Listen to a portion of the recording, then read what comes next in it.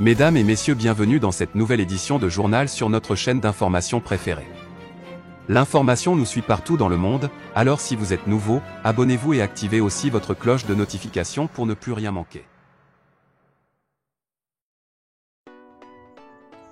Harcelés par les femmes, les terroristes se cachent désormais dans la population.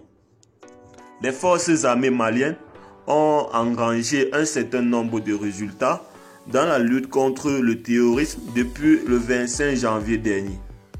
C'est du reste ce qui ressort dans son récent communiqué en date du 31 janvier 2022 où elles disent avoir obligé l'ennemi à changer de mode opératoire, le réduisant à procéder par la pose des engins explosifs improvisés, le sabotage des réseaux et des tirs indirects.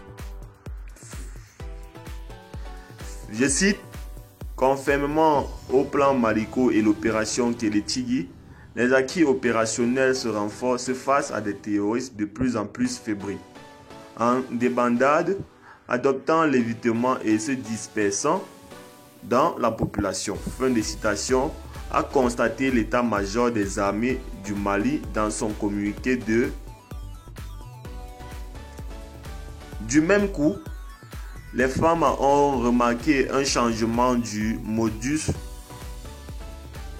operandi des terroristes qui procèdent désormais par la pose des engins explosifs improvisés, le sabotage des réseaux et des tirs indirects.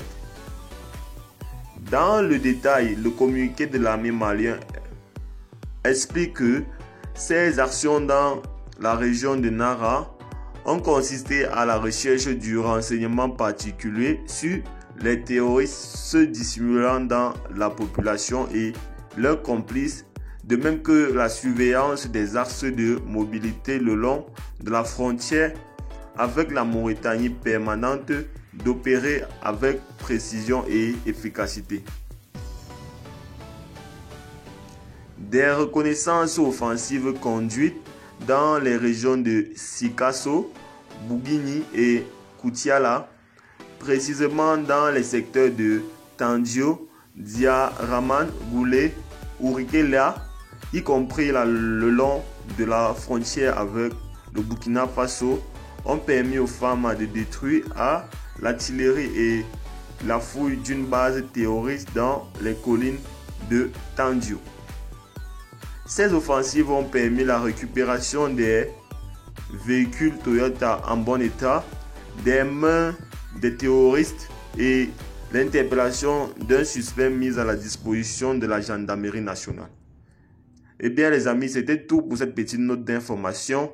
N'oubliez pas de nous laisser vos impressions en commentaire et surtout partagez celle-ci avec vos amis si vous l'avez notamment trouvée intéressante et on se dit à très bientôt pour de nouvelles actualités.